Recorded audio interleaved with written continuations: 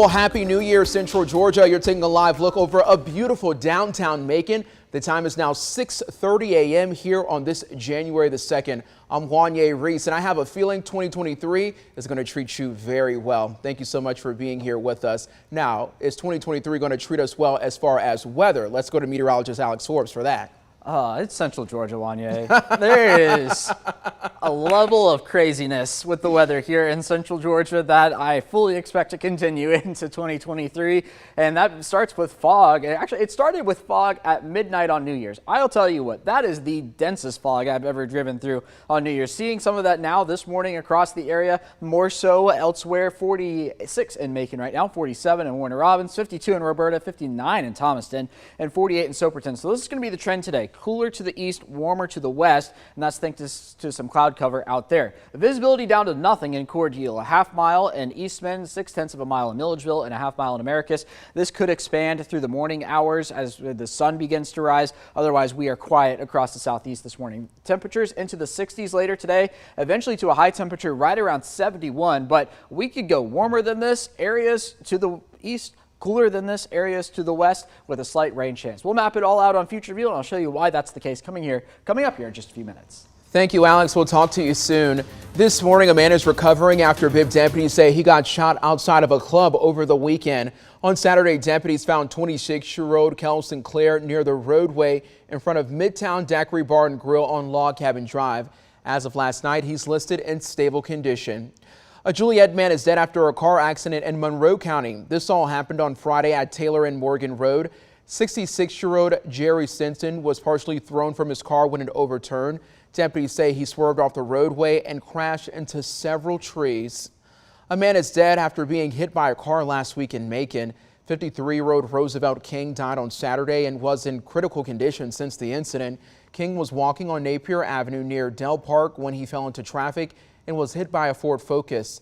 As of yesterday, no charges have been filed against the driver. Over in Dublin, a man is dead after being hit by a car. GSP says that 58-year-old Jerry Lee Johnson of Dublin was riding a bicycle on Old Macon Road last Friday. GSP says the road was dark and the bicycle had no lights on it. GSP also added that Johnson was under the influence of alcohol. Johnson died at the hospital.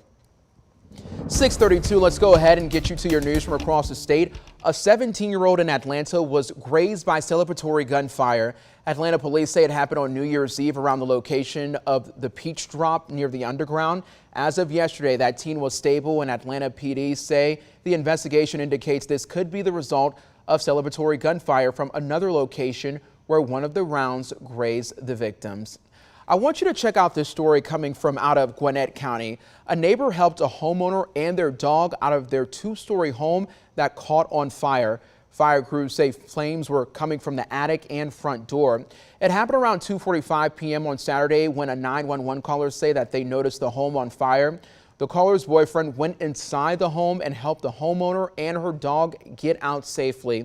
The homeowner was the only person at home when they started to see smoke coming from the living room. Gwinnett Fire says neither the homeowner, dog, or the neighbor's boyfriend needed medical assistance. Fire crews were able to put out the fire safely. This is definitely a New Year's miracle. Well, right now, world-renowned artist Basil Watson will capture the spirit of John Lewis in a statue, which will be displayed in Decatur Square up in Atlanta. The John Lewis Commemorative Task Force made the announcement Thursday night. Watson is originally from Jamaica, but has been working in a studio in Atlanta for the last 20 years. He created other statues across Atlanta, including the Dr. Martin Luther King Jr. sculpture located in the back of Mercedes-Benz Stadium. Watson expects this to be done in about a year and a half. Well, the new year means new laws in our state. Here's some new laws taking place that may be impacting you and your family. Under the Mental Health Equal Bill, health insurance companies must cover mental and physical health equally. Insurance companies will now report to the state insurance department about coverage. However, the law will take time to roll out. It's going into effect January 1st, but there are certain time periods that the insurance companies have, the insurance commissioner has, and then within about 30 days of that, everything should be rolling and hopefully it will be smooth. And Senate Bill 226 makes school districts take parent complaints seriously concerning teaching materials. Complaints must be investigated within 7 business days, and parents must get a response within 10 business days. until this law, the school board could say nothing. They could respond and say, we've received your complaint. They could not respond. Another law will raise the cap on income tax credits for rural hospitals from $60 million to $75 million. It's in place to help strengthen hospitals in rural communities. Well, Georgia's new legislative session will be welcoming some new faces joining the House of Representatives. Ken Vance, who won House District 133, is excited to start. Vance has been in local politics for decades. He served 30 years on Milledgeville City Council and was a former deputy. He says he wants to focus on bringing industry to improve the local economy, improve education, and support law enforcement. Vance says he will learn the ropes to serve as efficiently as he can. It's not about you. It's about the people that you represent. Of the people, by the people, for the people, as Lincoln said. So that's kind of been my mantra through all these years. You know, you are there to serve, and do the best you can while you're doing that. Vance will be sworn in next Monday. That is also when the new legislative session will start. Check this out with me. Definitely my favorite story of the morning now at 6:36. Atrium Health Navicent welcomed Macon's first baby of the new year. Amalia Margaret was born a little after 2 a.m. on New Year's Day. Julie Gordon, Amalia's mom, says her baby came in at 8 pounds, 10 ounces, and 20 inches long. Piedmont Medical in Macon also welcomed their first baby of the year just a few hours later. The Gordon family now has 2 beautiful girls. We're obviously so excited for her to come at all, and we didn't know whether it was a boy or a girl, so there were lots of elements of surprise. Amalia was due December the 26th. Instead, she was Gordon's New Year's miracle. Congratulations. Well, it's 2023. That means we all have a new year of great memories ahead of us, but we still want to remember the good times from 2022. Let's take a look back at some of the photos you've sent in. All righty then, check out this family who's sharing with us that they took a trip to High Falls State Park. We love to see it. Eddie Clark Jr. from Jeffersonville says, my memory is I went to SeaWorld in Orlando. That's great. And Mary from Pineview says, my son Jacob and nephew Nova having fun on Papa and Granny's boat. Looks like they're having a good time. And Frank and Angie from Dublin says, our second grandchild being born in 2022. We absolutely love to see it.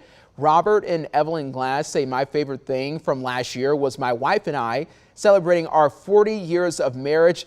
And Evelyn celebrated her 80th birthday. A huge congratulations on achieving those milestones.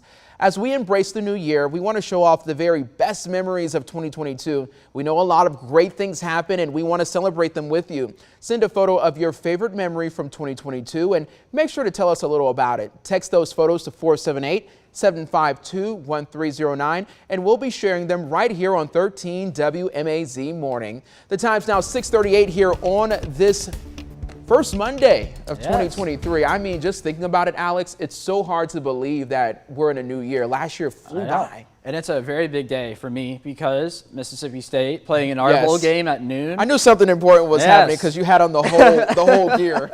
Yeah, so at noon playing Illinois, the ReliaQuest Bowl. So yes, bowl season continues. Obviously the Georgia fans are a little excited for some reason this weekend.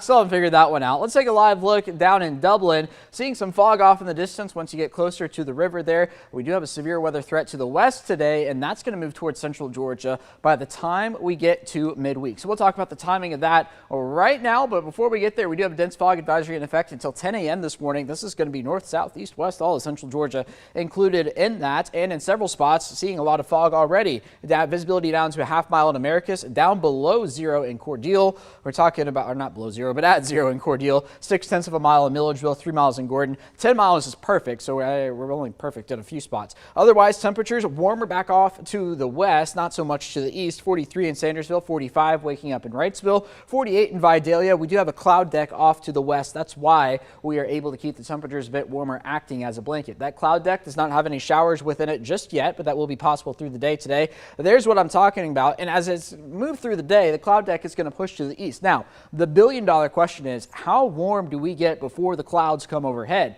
I've got a high temperature of 71 in Macon today, but if the clouds come a little earlier, we might top off in the 60s, and that's going to do it. If the clouds hang back for a little while, we might make it into the mid-70s. So a lot of variability across the area today, across central Georgia. Into the evening tonight, the clouds will overtake all of the region, though, and by the time we wake up on Tuesday morning, we're going to be looking at overcast skies with a southerly wind here, allowing us to warm up a bit ahead of that. That's going to be our next weather maker. A front rolling in here by the time we get to Tuesday, right around dinner time. Here's 7 p.m. coming into Thomaston, Forsyth. This is going to be a weakening line of storms moving into central Georgia. There we are at 9 p.m. You can see almost completely falling apart, but this model is hinting at another line of storms developing by the time we get to Wednesday morning. So at 5 a.m. from Milledgeville, Macon, Butler, that's going to slide down to the southeast through the morning hours. There we are at noon, finally exiting central Georgia. So a level 3 day today. This is going to be from the Missouri boot heel down through Arkansas, Louisiana, and into Texas.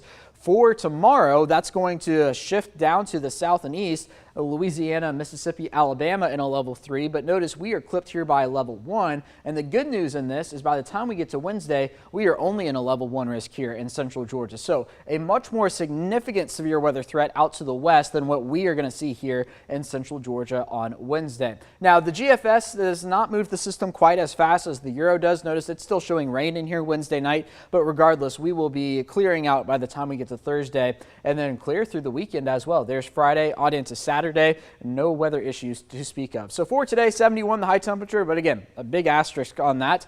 Cooler west of Interstate 75, we know that to be sure, and we're talking about some fog this morning. Then for tonight, going to do the fog again. 58 the overnight low temperature, wind out of the south-southeast, making us a little more unstable for the storms on Tuesday and Wednesday, an 80% chance of those. And by the time we get to Thursday and Friday, here comes the sun with temperatures a little more seasonal.